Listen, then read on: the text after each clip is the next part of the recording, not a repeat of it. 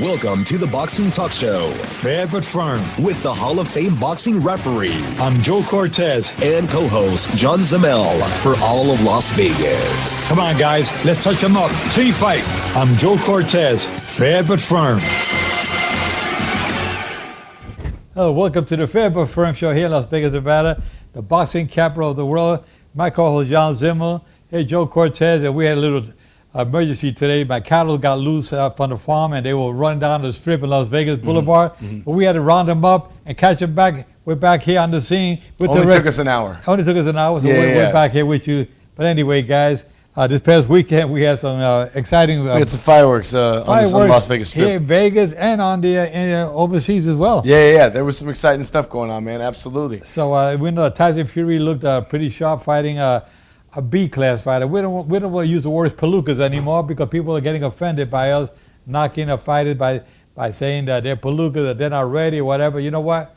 Or has been. We're going to say B-class fighters. So due respect to Tom Schwarz. You try your best, and you did what we expected you were going to do. We handing out participation trophies, participation belts now too. Make sure that they feel I'm going to take off my included. belt. I'm going to take off my belt and give Tom a spanking. Yeah. That's the kind of belt I'm going to give him. He already got a spanking, bro. That was pretty rough, man. And I mean, look, that was pretty impressive by Tyson Fury. He was about 12 pounds heavier than he was against Deontay Wilder, but he looked fitter. He moved a little more fluid. I was really impressed with his ability to stop Tom Schwarz. I think it has more to say about Tom Schwarz than it did to say about Tyson Fury. I guess my question is similar to my question after we saw Deontay Wilder fight Brazil. Because we only saw, a minute of that fight before he eventually teed him off and knocked him down? All respect to Dominic Brazil. But just want to make sure that after we saw that fight, I asked you, did we learn anything about Deontay Wilder? Because he did look a little sharper. He was putting together some combinations that we hadn't seen him put together in the past. Yeah. I felt the same way about Tyson Fury, even though we only got, a minute, a round and a half. He looked a little different. He planted a little more. He threw a little heavier. But really, we all know what we're getting with these two fighters. You got a guy who fights outside, tries to stay away from the big shot, lands his points and gets his shots in, versus a guy who's looking for that knockout punch, and he's better at getting it than maybe, as good as anyone we've ever seen. Well, in boxing, you will know that if when you fight, especially when you're coming up the ranks, you got to keep improving better and better, like Canelo Alvarez after his only defeat against Floyd Mayweather. So, yeah, you get better as you go along, even though you have a loss. Tyson Fury fought that fight with Deontay Wilder, even though he got knocked out several times. But he comes back a little sharper now, a little bit more confident, 12 pounds heavier than his fight with Deontay Wilder. But he looked pretty sharp. I must say he came in with a lot of confidence. He came into that ring at the MGM Hotel here in Las Vegas, and he showed that he looked he looked like he wasn't worried about anything. He looked like he was fighting Tom Schwarz that night. He was walking in with the entourage behind, but the showgirls, all the flowers, all the fireworks, and it was nice. It was a nice electricity in the air. Absolutely. They had a lot of British fans that came to support him. And, it was fun, man. And, it was and cool. He came on there with his costume, and it looked like he was coming into a circus act. Yeah. With his costume, with a big tall hat, and he came in. He bowed to the audience with a lot of confidence, a lot of. Thank you. He's a charismatic guy, man. No question. He's outstanding. And he's what I like about after the win, he even sang a song. I didn't. He did that after Klitschko too. Yeah, he has a good voice. I mean, not kidding aside. Pretty soon somebody gonna say, hey, listen, your next this boxing thing doesn't work out. We go to the record label. We could cut a record label and get a good. Well, Manny Pacquiao had a record, didn't he? And so did De La Hoya. De La Hoya, Roberto Duran, Muhammad Ali had several records. They all did. Joe Cortez. They all did. Yeah. I've heard you sing. You're good. Yeah. When are you gonna put out your? I know how to sing Far, Far Away. No, you can sing. Yeah. Nobody can hear me. Yeah, I sing solo. No one can hear me. Yeah, exactly. But I tell you that we saw some exciting fights out at night, and they were. Tyson Fury showed that he's got something. I told Bob Arum, congratulations. I said, you did a good job of signing up Tyson Fury. Speaking of Bob Arum, I want to make sure that we shout out Bob Arum and ESPN, because we give a lot of flack on this show a lot of times, especially me, if a fight's under-promoted. For instance, the Joshua Ruiz fight, no one outside of hardcore boxing fans like us even knew that fight was happening until the upset happened.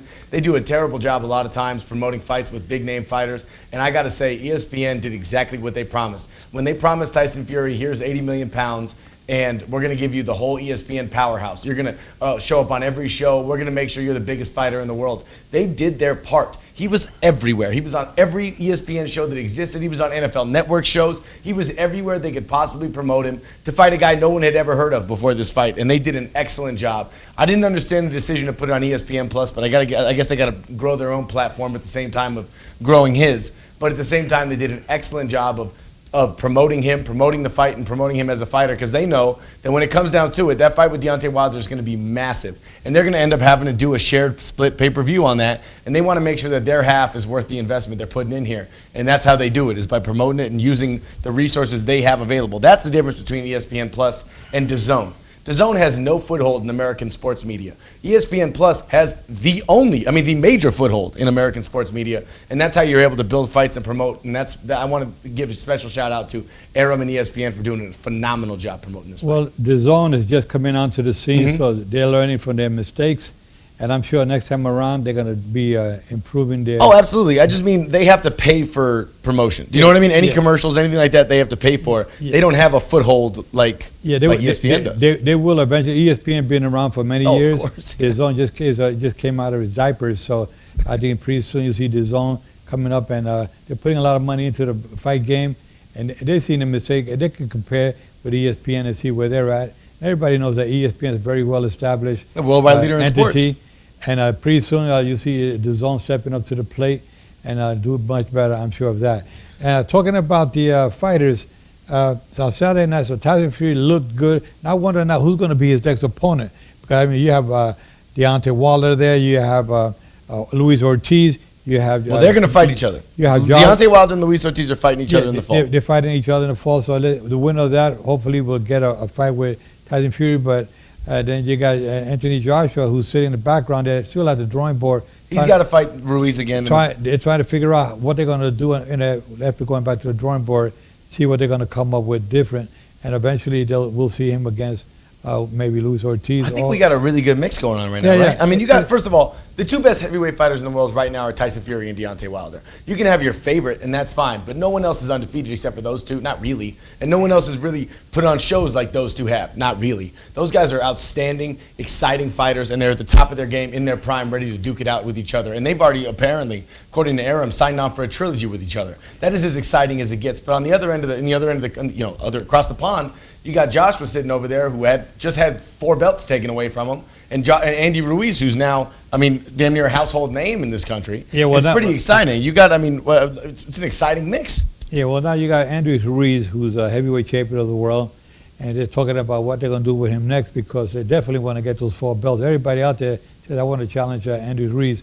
I mean, they're going to go in for a big paycheck, but Andy Ruiz is not going to just sit back there and fight the best out there, but he's going to try to make some money before he fights Deontay Wilder or whoever else. I think so too. But he wants to make some money, and promoters are going to be smart and say, okay, you know, we're going to bring him in, and Heyman's no dummy. He's going to do he's going to do the right thing. Yeah, but I mean, there's a close on contract for Andy Ruiz to fight Anthony Joshua. They've already activated the rematch clause. Yeah, so we're definitely getting that fight next. The thing is that where they're going to fight at, it's going to be overseas in Great Britain or here. I think overseas they're going to get a lot more money. No, I don't think so, man. And I mean, well, you never know. They're going to get. Well, it's because of streaming numbers. It's not just about ticket sales. At this point, DAZN has invested so much in there. DAZN has invested a lot of money.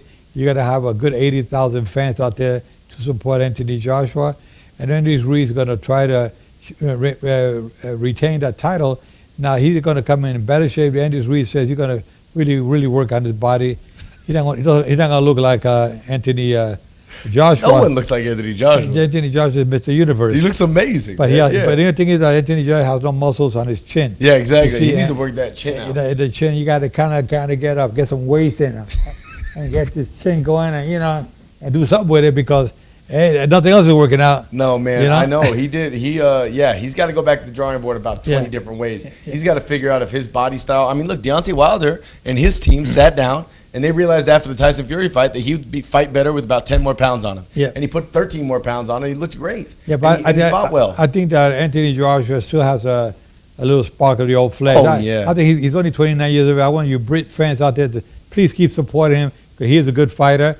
I think he's going to bring back a lot of excitement to the heavyweight division. Remember, I've seen fighters, world champions, like Floyd Patterson got knocked out by Ingemar Johansson, an unknown, and then a rematch, Patterson knocked him out. So, I mean, you see so many other heavyweight fights, Even Muhammad Ali, when he lost to Joe Frazier, he came back. How about George Foreman?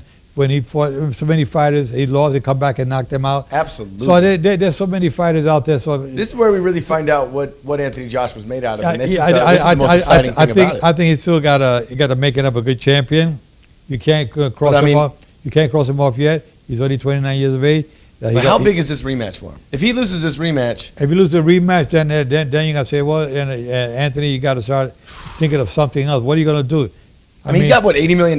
He might not have that. What's the famous quote? It's hard to get up and run when you're waking up in silk sheets. It's hard, you know what I mean? Like when you wake up, when you're Anthony Joshua with $80 million and you lost to Andy Ruiz twice. You had the belts, you had everything, and now that's a hard way to climb all the way back. Not everyone has that in them. That's why I tell fighters and anybody in life, when you're making some money, invest it properly, because you never know when the end is going to come. It could happen overnight. Absolutely. It happened to Chocolatito Gonzalez, pound for pound, the best fighter in boxing. Who? And people would say, who? Yeah, who is he now? And that was just recently, 6 months after he got knocked out the second time. Yeah. By Rubenside. By Rungvisai, yeah. And then he comes up, and now he's not even in the rankings. Yeah, now he's lucky to get on an undercard somewhere. Yeah, it's just crazy. Yeah. So that goes to show that you got to make sure you keep your guards up at all times. And absolutely. You get ready for anything comes about. You're ready to come And what do they say? In the fight business, things change overnight, man. I mean, look at this. Anthony Joshua was the A side in any fight against anyone in the entire world except for maybe Canelo Alvarez, like a month ago. Yeah, and now, I mean, we're talking about him like maybe, what if he loses this next fight, it's over. And that's the reality of the boxing world. Yeah. Look at Tyson Fury a year ago. We were talking about, hey, this guy's, you know what I mean? This guy's done. He's out of it. He's been out of it for years. And and now we're talking about him as being potentially the greatest heavyweight in the world, and he has a real argument of that. He's but you look at him, at his body though. He has no shape, no nothing, no muscle, nothing. No, he doesn't. But he got it all up here. I got to take off my hat off to Tyson Fury. I mean, the guy was 340 pounds. He was addicted to drugs. He was an alcoholic. He had mental depression. He had everything against him. It goes to show he's going to be an inspiration for anybody out there. You hit rock bottom, there's only one place to go, is back up. And he went all the way, not only up, all the way to the top. I mean, yeah, he's the, know? So let me ask you something, because this was one thing that was irking me. I love Tyson Fury as an entertainer. I love him as a boxer. He's a pure boxer, and he's phenomenal. Yeah.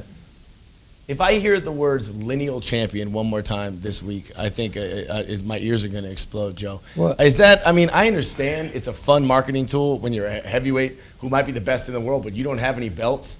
But can't you just be one of the best heavyweights in the world? The guy who drew with Deontay Wilder, the guy who came back from the canvas against one of the hardest punches we've ever seen, the guy who's ordained by God and woke up and came back and, the king of comeback. Why does he have to be the lineal champion? Because if you look into it, lineal champion doesn't really mean anything. The last lineal champion, Vladimir Klitschko, got it from, nobody. From Mott, because he, got it after Lennox Lewis retired. There's been a lot of breaks in lineal championship. Is it just a marketing tool, or does it really mean anything? I'm going to call him the fans champion. That's fine, you call the fans champion, now we're talking.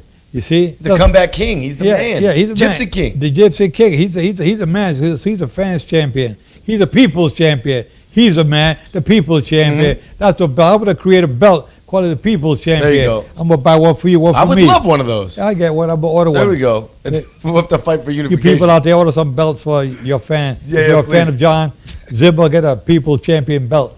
I want one of those Snickers belts like Andy Ruiz just got. Did you see that? Snickers sent him a belt. Oh, yeah? Yeah, they sent him a belt that says Snickers on it. Yeah, that's good. It's great. All right, get myself one of those too one day. I'll take a Snickers belt these days, Yeah. Don't I know it, man? It's so funny. But Max Kellerman, who I have a tremendous amount of respect for, by the way, and I love what the light that he's been able to shine on boxing and on his platform. But he said that the belt he recognizes, is the lineal championship belt.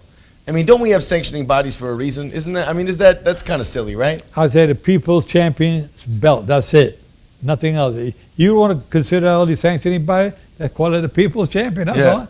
I mean, the people are the ones that really say. Tyson Fury might be the best heavyweight in the world. Absolutely. But do we have to really make up this? What did Dylan White called it? The Imaginary Boxing Federation belt. You can call it the invisible belt. Exactly. It's not real. It's not a real thing.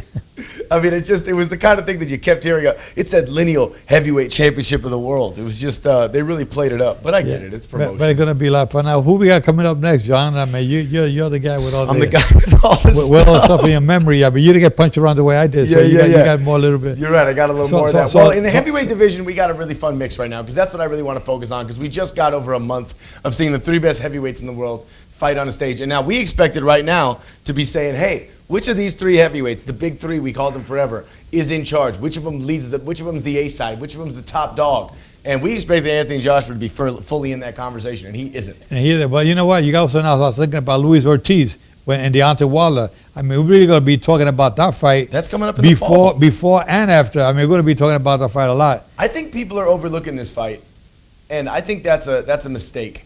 Because, one, it was maybe the greatest fight of the year last year when we saw Luis Ortiz fighting Deontay Wilder the first time. It was phenomenal. I don't know if it was the greatest, but it was a very exciting fight. It was up there. It was at the time, it was the fight of the year. Very entertaining. Yeah, it was outstanding. And there's absolutely a world that I could see where Luis Ortiz comes out and stuns everybody and beats Deontay Wilder. Absolutely. You think he's like 40-some years of age. He's no George Foreman. He's old, though. I mean, George Foreman at 45 became heavyweight champion of the world. Yeah. Luis Ortiz is around the same age. No, I know. And let's also be clear, Deontay Wilder's no Michael Moore. Deontay Wilder's, he's phenomenal, man. He's the top of the class. Yeah. It's going to be interesting. But, I still wonder about Deontay Wilder's chin. Do you? Because he's never been put down? No, but I seen it. He was on spaghetti. Wobbled. He was a spaghetti legs when he fought Luis Ortiz the first time.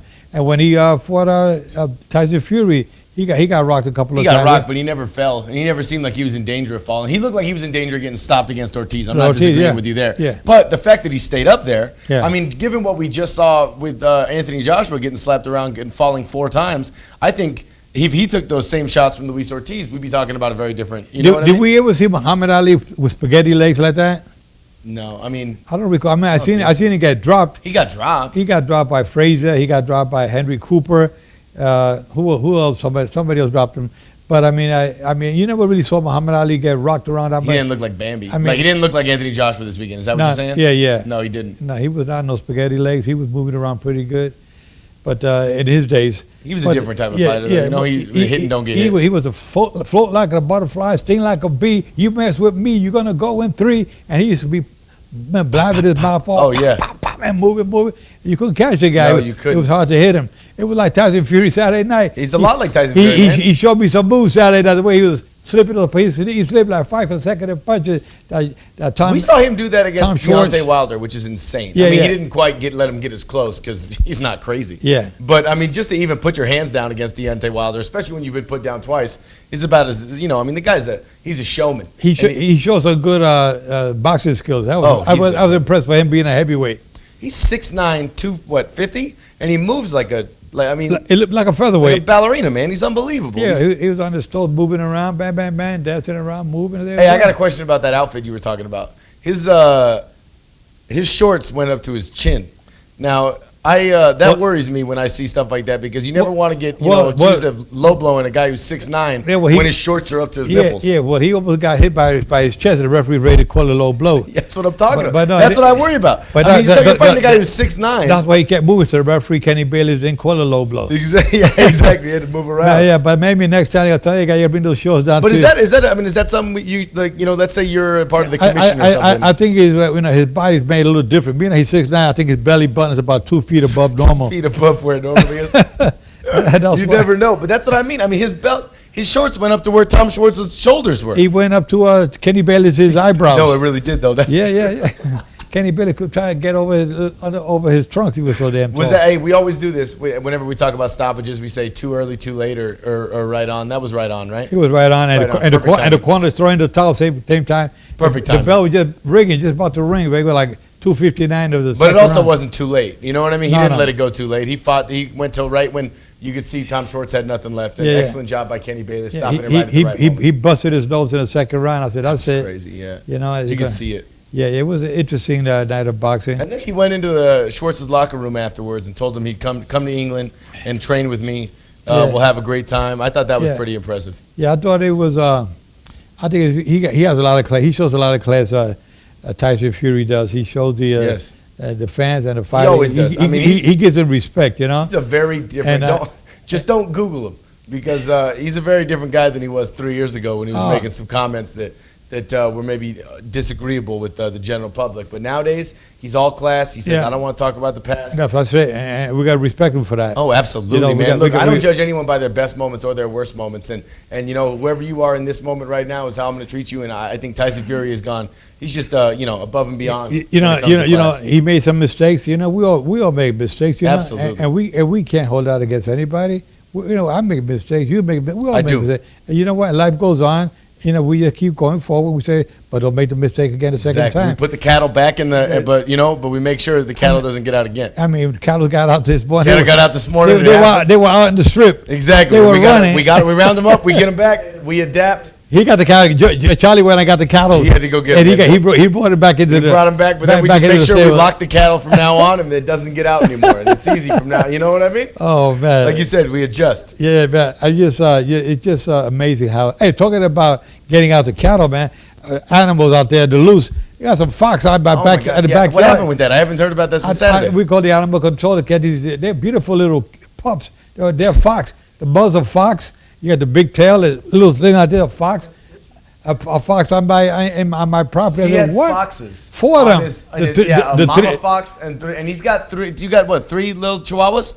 Yeah, I got the little chihuahua. Fox food. You gotta worry about. I tell you, my daughter was so worried about it. Daddy, I'm worried about him. He said, "Daddy, man, my little chihuahua was out there." Bro, I got a little dog. I didn't know foxes were native to Las Vegas. This is news to me. I've lived here my whole life. New one to me too, man. I've seen coyotes, but they were so cute. The little, we had coyotes, but I don't know about a fox. A fox was new. Fox in the hen I wonder house. maybe he got away from somebody's house. Mine a fox in the Cortez house. I got chickens by me. The big bad wolf is out there to get you. Probably what's going on, bro. I woke up the other day. I had chickens in my backyard. That's not a joke. Yeah, chickens. I think someone a few doors down, they raised chickens and the chicken got into my backyard. You got him cooking? No, I wish I did. My dog was chasing it around like a Benny Hill cartoon, like and then the cat and the chicken jumped up over into the neighbor's yard, and all we heard was, and the neighbors have a pit bull, and it didn't. Oh wow! You got a chicken dinner. I got chicken dinner. Wow, wow. Exactly. Unbelievable. I'll tell you, this is crazy, man. And we're out of the desert. We're supposed to be so dry and everything. I didn't see that coming yet. And so we got our next big fight in July 20th. That's a big one, Manny baby. Pacquiao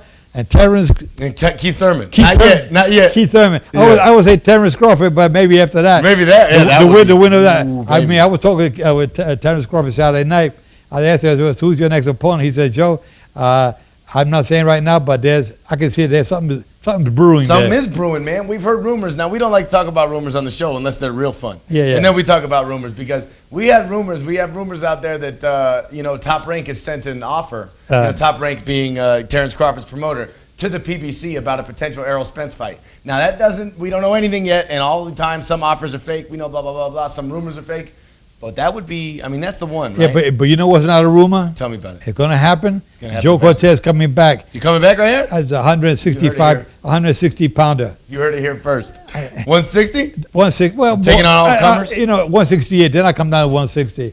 Take on all comers, man. You could. I think you could beat Darrell. Huh? I think you could beat Darrell. Yeah. Well, I'll bring my trunks over my chest. Make sure I don't get hit. Make sure you don't get hit too low. I'm gonna be bobbing and weaving like Tyson Fury, man. That's your style, man. I know that. Peekaboo. That's awesome. You want to talk about the Bradis Glowacki fight this weekend?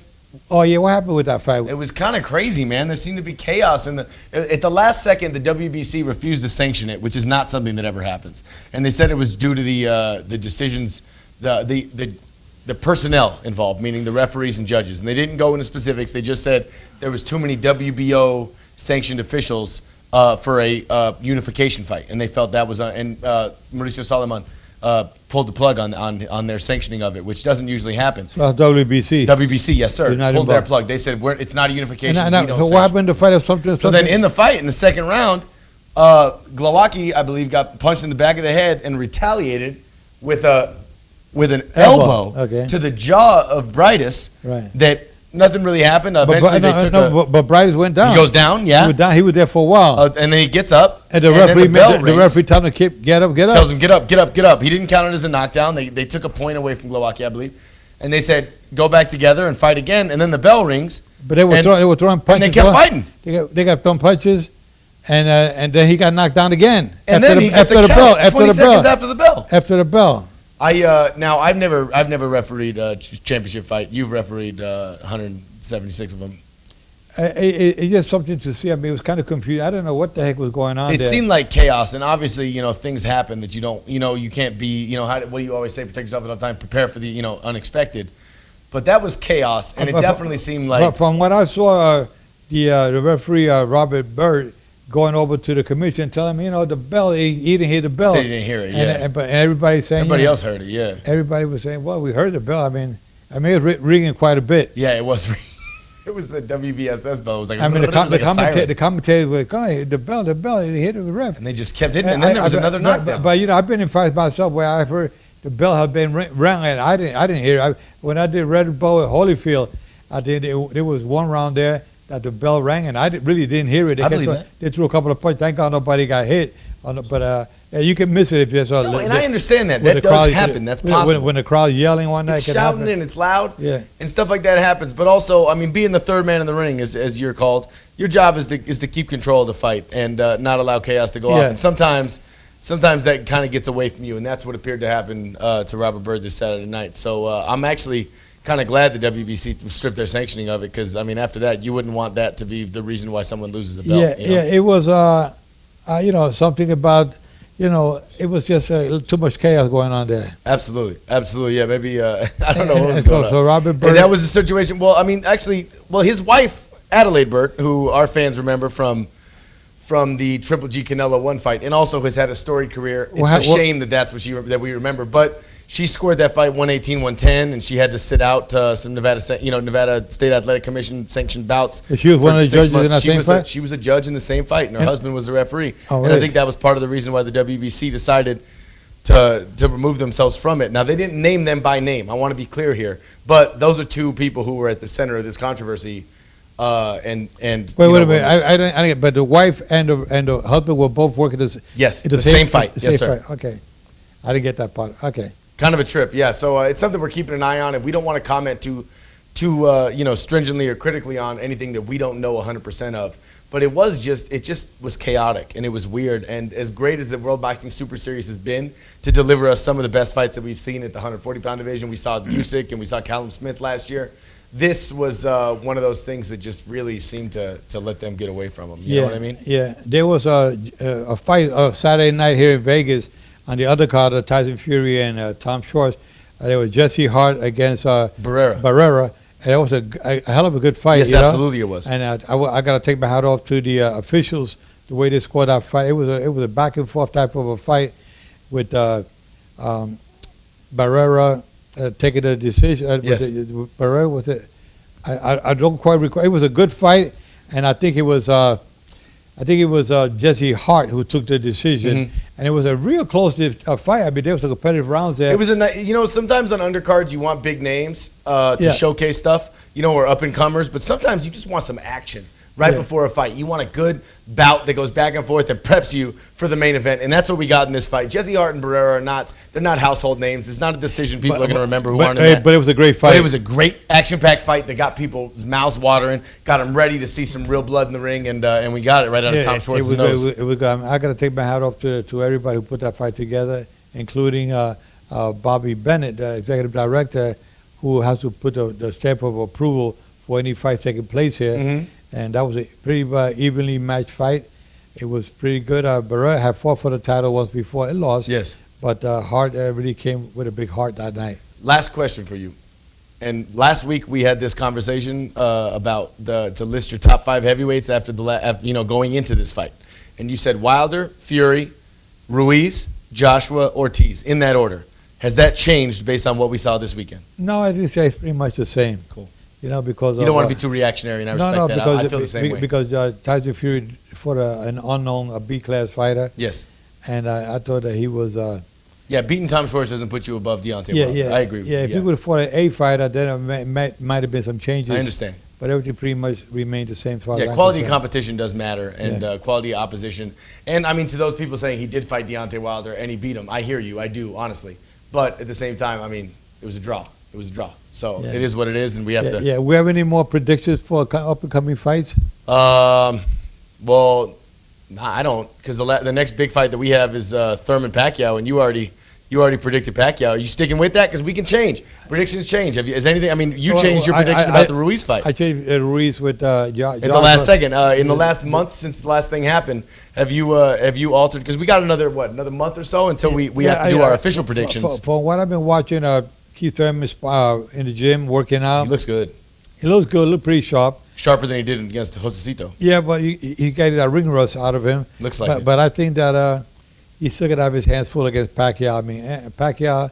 Every time I think he's one of the greatest of all time. Yeah, if I say I think he's not gonna make it, he shows the whole world. And the Filipinos out there watching, subscribe to our YouTube channel and see anything we have. We talk about your favorite fighter, Manny Pacquiao, and you can see that Manny Pacquiao definitely is a fighter that you gotta stay behind him at all times. I'm not giving up on him. No, he's an all-time great, man. He's an all-time great. I want to be when he gets inducted into the International Boxing Hall of Fame. You fans out there for the Philippines, you better get your tickets ready and make sure that you let them know up there to build another stadium because because you're coming. There's not going to be enough room for the induction when Manny Pacquiao gets inducted. That's what makes this the most exciting thing, man. Yeah. This is an all-time great. This is one of the greatest fighters we've ever seen in the twilight of his career.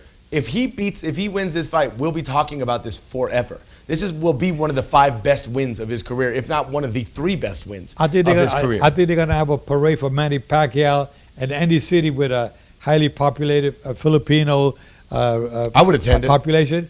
I mean, Manny Pacquiao deserves a parade at every city and every country. But that's the kind of fighter he is. Just like Muhammad Ali. Absolutely, man. And John Zimmel and Joe Cortez. Yeah, the true champions. I agree. We'll be in the back sweeping up. Yeah, we'll be sweeping up after the parade. That's the way to put John and I. We'll be proud to do it. Wearing our People's Champions belt. There you go.